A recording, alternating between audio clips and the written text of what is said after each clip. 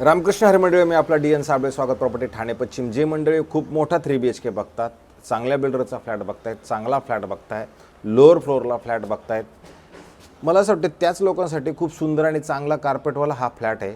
फ्लॅटचं जर वय बघितलं तर साधारणतः 2014ला ही बिल्डिंग तयार झालेली होती. म्हणजे 14, 24, 12 वर्ष जुनी ही बिल्डिंग असणार आहे. मात्र ह्या बिल्डिंगमध्ये जे लोक राहतात ते चांगले आहेत.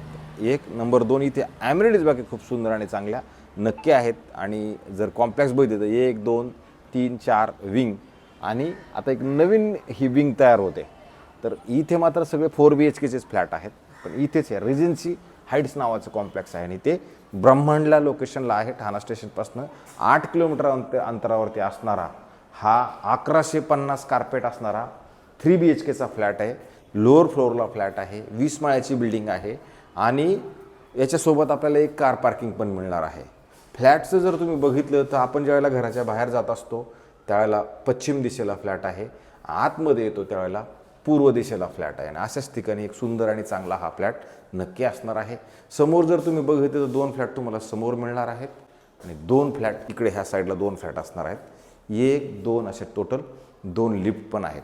जुनं बिल्डिंग असल्या कारणानं कार्पेट वाईज जर बघितलं तर घर मोठं चांगल्या पद्धतीचं नक्की असणार आहे. जर तुम्ही घराच्या आतमध्ये आपण गेलो तर घराच्या आतमध्ये आल्यानंतर तुम्हाला एवढा मोठा पॅसेज मिळतो. आतमध्ये मात्र खूप मोठा सुंदर चांगला हॉल मिळतो. इथे जर आला तिथे TV युनिटचा कार्यक्रम तुम्ही लावू शकता आणि हे जर भिंत म्हटलं तर तुम्ही तोडून पाठीमागं घेऊ शकता.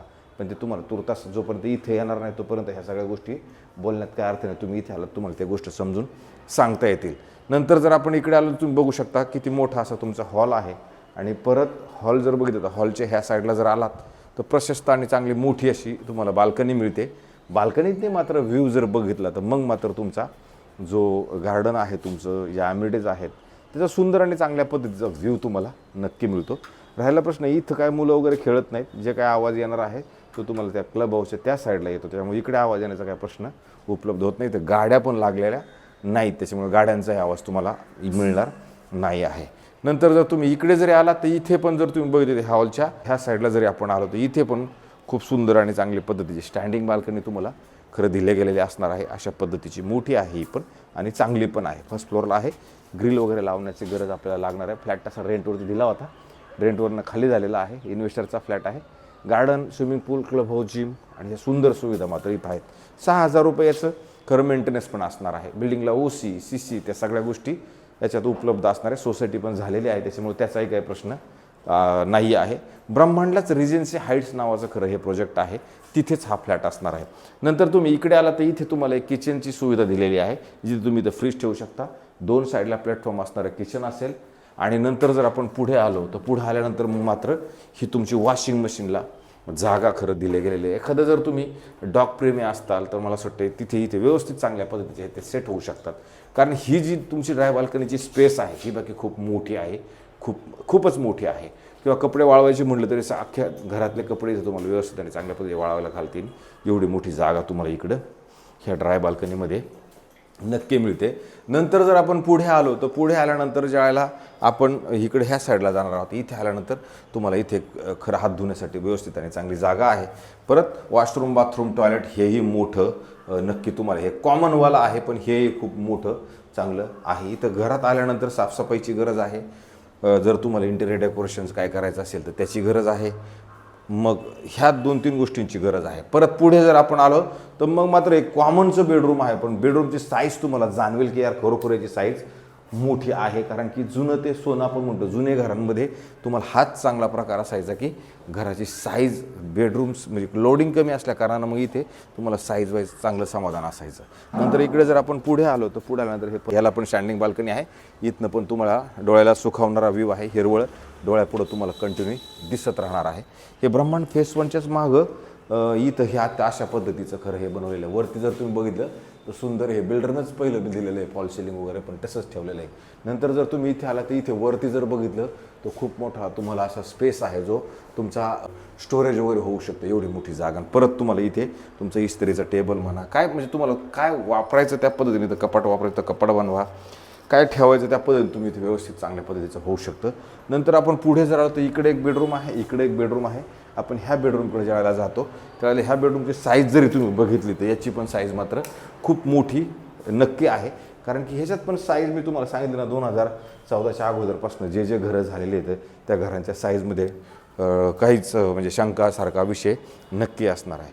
इथे पुढे जर आपण आलो तर इथे परत तुम्हाला एक कॉमन हे जे आहे स्टँडिंग बाल्कनी खरं दिले गेलेली आहे. इथनं पण जो व्ह्यू आहे तो बाकी सुखावणारा आणि चांगल्या पद्धतीचा हे असा हिरवळीचा व्ह्यू मात्र तुम्हाला सुंदर आणि चांगल्या पद्धतीचं. मग आपलं अप्पर फ्लोअरला फ्लॅट नाही, खालच्याच माळ्यावरती असल्या कारणानं अशा पद्धतीचा व्ह्यू तुम्हाला मिळतो. नंतर जर तुम्ही बेडरूम बघून झालं ना पुढं जर आपण आलो तर इथं मात्र खूप सुंदर आणि चांगल्या पद्धतीचं मोठं वॉशरूम, बाथरूम, टॉयलेट असं मग इकडे ह्या साईडला जरी बघितलं इकडं ह्या साईडला परत एक वेगळं आणि अधिक इकडं परत आंघोळीसाठी असं वेगळं मोठं आणि चांगल्या पद्धतीचं इकडं पण दिलं गेलेलं असणार आहे. अशा पद्धतीचे बाथरूमची क्वालिटी वगैरे हे सगळं चांगलं आहे. नंतर जर ह्या आपण बेडरूममधनं बाहेर जाण्याचा विचार जर केला तर याच्या अपोजिटलाच मी तुम्हाला सांगितलं त्याप्रमाणे एक बेडरूम आहे. हे बेडरूमची साईज पण जेवढी तिकडे साईज आहे तेवढीच मोठी, एवढी मोठी साईज मात्र याची पण असणार आहे. ह्या बेडरूमची साईज पण पद्धतशीर चांगल्या पद्धतीची नक्की असणार आहे. नंतर इथे जर आपण इथे एक स्टँडिंग बाल्कनी आहे. ह्या स्टँडिंग बाल्कनीतनं जर तुम्ही बघितलं तर इथे तुम्हाला ब्रह्मांडचं जे सर्कल आहे ते ब्रह्मांडचं सर्कल दिसतं आणि इथून तुम्ही गेला तर एक 7 मिनिटाच्या अंतरावरती तुम्हाला मेट्रो स्टेशन मिळणार आहे. मानपाडा मेट्रो स्टेशन इकडनं जवळ असणार, हिरानंदानी वन पार्क जवळ असणार आहे. तर अशा ह्या लोकेशनला खरं हा सुंदर आणि चांगल्या पद्धतीचा फ्लॅट आहे. याच्यात पण वरती जर घेतलं तर चांगलं फॉल सिलिंग वगैरे व्यवस्थित केलेलं आहे.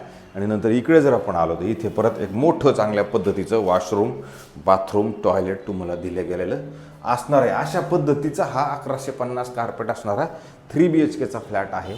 तर हाही फ्लॅट खूप सुंदर नक्की आहे. अशाच पद्धतीचे नवे जुने वेगळे घरं दाखवण्याचा आपण रोज कार्यक्रम करतो, जेणेकरून एखाद्याला तरी एखादी गोष्ट पटेल, एखाद्याला एखादी गोष्ट आवडेल, एखाद्याचं बजेटचं काहीतरी किंवा एखादं घर असे प्रशस्त बघणारे मंडळी आहेत.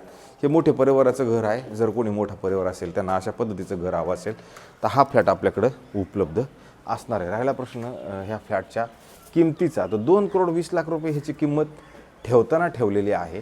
ओनरशी आपण बऱ्याच वेळा चर्चा केलेली आहे, पण त्याच्यात ते म्हणले ज्यावेळेला समोर लोक बसतील त्यावेळेला आपण कमी करू. म्हणजे तुम्हाला आवडलं, समोर बसलं, चेक घेऊन वगैरे तर आपण तिथे चर्चा करायला काहीच हरकत नाही, पण कमी करणार आहेत.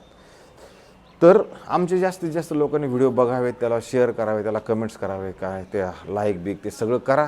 आणि जास्तीत जास्त लोकांनी तेवढं सबस्क्रायबरचं बटन पण दाबा, जेणेकरून असं वाटेल की बाबा आपलं काम लोकांपर्यंत नीटनेटकं पोहोचतं आहे. काही काही गोष्टी असतात माझ्या हातातल्या पण नाही, तर बाकी सगळं तुमच्या हातातला विषय आहे. फक्त थांबतो मंडळी. रामकृष्ण हरी.